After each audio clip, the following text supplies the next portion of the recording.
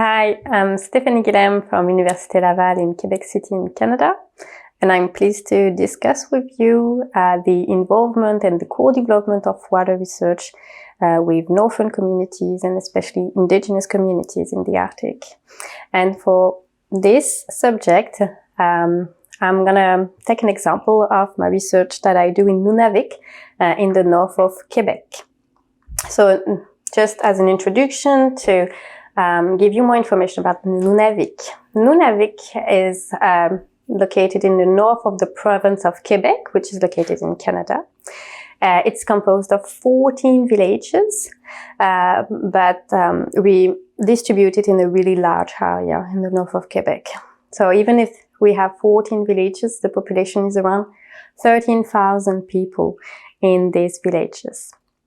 And to give you just an overview about the distribution and the size of these villages, I'm going to introduce for you like 5 villages.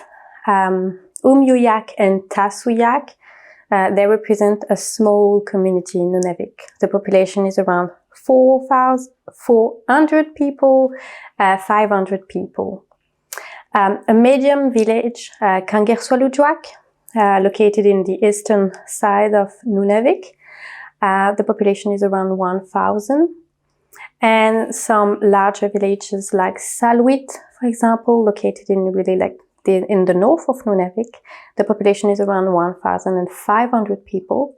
And Kujjuaq, which is finally the biggest city in Nunavik, and this is where the regional authorities are located in Nunavik, and the population is 2,800 people. So as you can see, the villages are distributed along the territories. They are all located along the coastal area of Nunavik. The villages are really isolated. You have to take a boat or a flight to go to this village and the region. And even between each village, you will have to take a flight or a boat. There's no road. So you can imagine a lot of different villages, different sizes, remote with limited resources, and it will have an impact on the water supply and the wastewater services that you will see in these villages. Regarding the water services, to give you more information about how water is distributed up north, in all villages, you're going to have a water treatment plant that's going to treat source water. Most of the source water are surface water, like rivers or lakes. One village, only one, in Nunavik, use groundwater. In the water treatment plant, you can have a filtration system with rapid sand filter, for example, but it's not included in all the villages.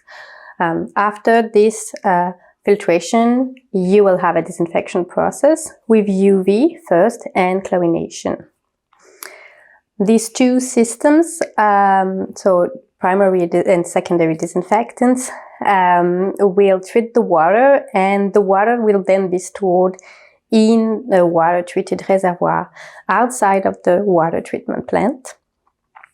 And after, when water is stored and treated, it can be distributed for the population. For the distribution, there's not going to be a pipe system, it's going to be truck.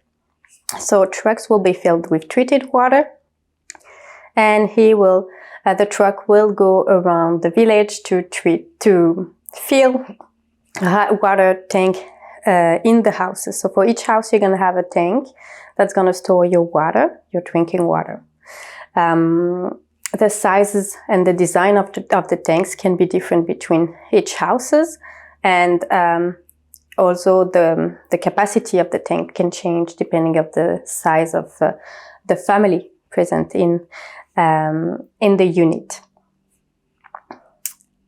So this water supply will in fact impact the population. So the population will have certain challenges. So the responsible the stakeholders responsible for the distribution and the treatment of the water will have different challenges, and the population also will face different challenges regarding especially the availability of water. So as you can imagine, the population will have access to a limited amount of water, so it's going to be limited by the capacity of your tank and the frequency of the visit of the trucks. Also, in terms of acceptability of the taste of the water, because we use chlorine as a secondary disinfectant, it remains a residual of chlorine in the water. And the population, part of the population, reject this taste of chlorine. This reject of the taste of the water that is distributed in your house can lead to the consumption of alternative source of water, such as natural source of water present in the territories.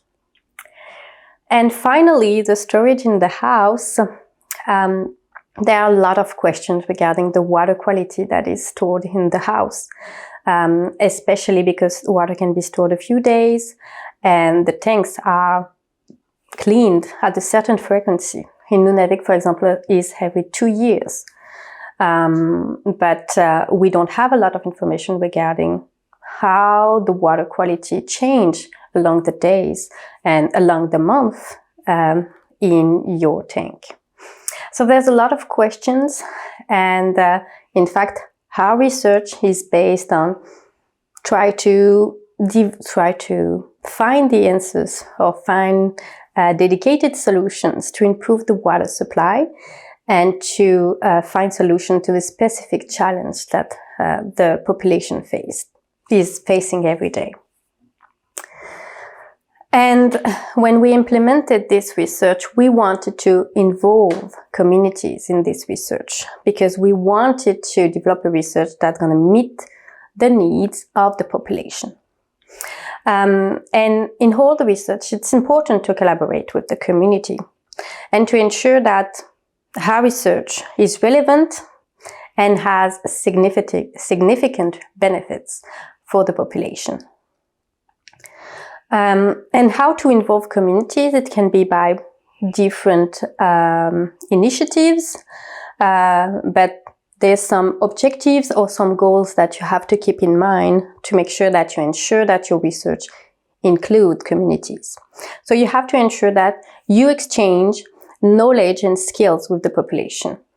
So you may transfer some knowledge to the population and some skills, but you have to also to be open to receive their knowledge and skills in exchange. It's really important to favor the employability of local resources.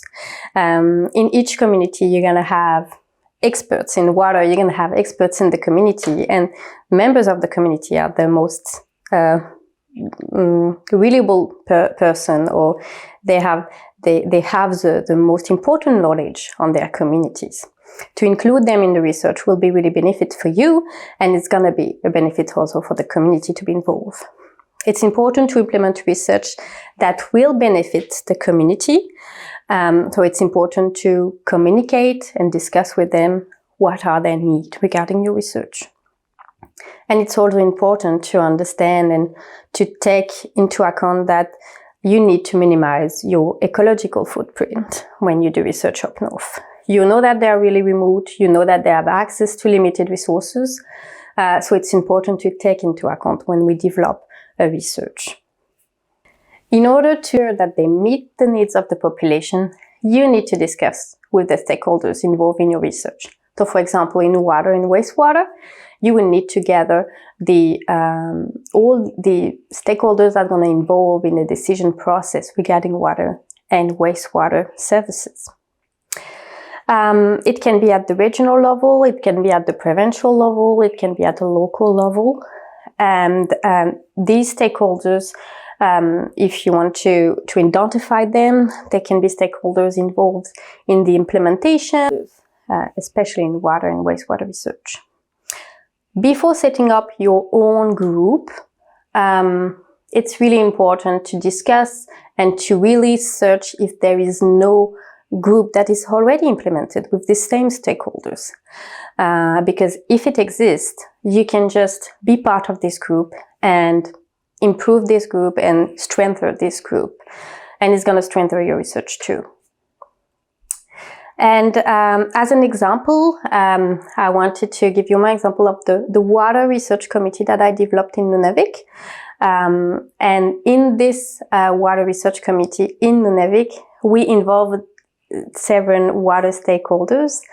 The Kativik regional government. So the Kativik regional government will represent the stakeholder responsible for the implementation of the water treatment plant, for example. The Nunavik Regional Board of Health and Social Services, which is in fact the public health department that's going to issue a boil water advisory, and the northern villages that where we do research, that will be responsible for the operation within the water treatment plant. So we gather all these stakeholders together and we discuss research. We discuss how to ensure the water and wastewater research meet the needs of the population. So we try to identify the most important challenges, the most important problems, and in fact the questions that research can answer. With this group, with this committee, they will have access in priority to the result from the research. And they can make recommendations for the implementation of the research from the beginning, during the project, but also at the end. We evaluate the project and we think about what will be the next steps. So if we think about collaboration, and especially this water research committee, it englobes really three main ideas. Collaboration, we gathered the stakeholders. Transparency, so we discuss together and we implement project all together. And involvement. So they are involved all along the project and they will have access to the results in priority. So in terms of collaboration, this committee regarding water research and a similar committee that you can develop, it can also represent a hub not only for with the stakeholders involved, but also for other committee or institutions that will use the result from the research for different aspects, for infrastructure or for health services that they're going to provide within the community. And also between stakeholders, it's an occasion for them to discuss about water. There's not a lot of opportunity for them to discuss this specific aspect, and it's useful to have an overview of all the regional institutions about this specific problematics. In terms of transparency, so as I mentioned, three main aspects: collaboration, transparency, and involvement. In terms of transparency, it's really important to communicate with the village that you're doing research. So there's different ways to communicate. You can go to the radio. Radio is usually really popular in often communities. You can go to the radio mentioning what are you doing, when, who are you. The idea is really to be transparent. All the village should know what you are doing. You can also do a poster and put it in public places so everybody will see when and what you are doing in this village. Anyway, they're going to notice that you're here if you're not part of the community, so it's important to let them know what are you doing. And be open to ask any questions that they will have.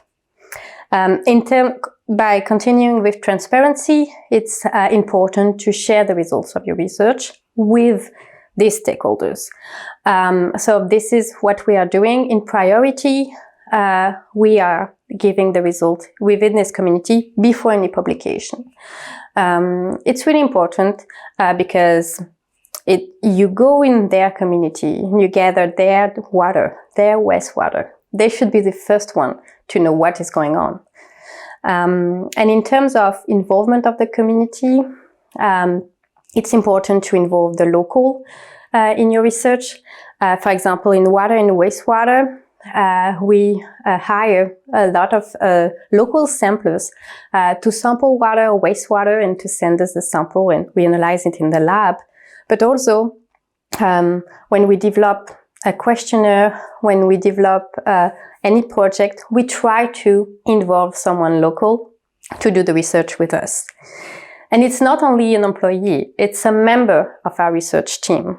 So if we go to a conference, we invited him because he was part of the project and is part of the success of each project that we develop. And also, an important aspect that sometimes we don't, sometimes we forget, it's to involve all the community in the research. A good way is student activity in school. So you can go into school, discuss with the teachers, and propose a few hands-on activities on water and wastewater. And it's really nice that they like to have different activities. They like to receive new researchers and new people within the community. And these activities is not going to only present what you're doing to the community, but also raise awareness among the population on water engineering. Some of the students might be your future master colleague or PhD student. You can also, it's a good way also to raise awareness about what is going on in the water treatment plant, and to answer some questions that the children can have. So it's a really good opportunity to connect with the communities. I wish you good luck in your research, and I hope that these advices might be useful for you. So thank you. Now you have a complete understanding of how to involve communities in the research, and especially in water and wastewater, with this example in Nunavik. And now it's time for you to implement it in your own context. Thank you very much, and I wish you good luck.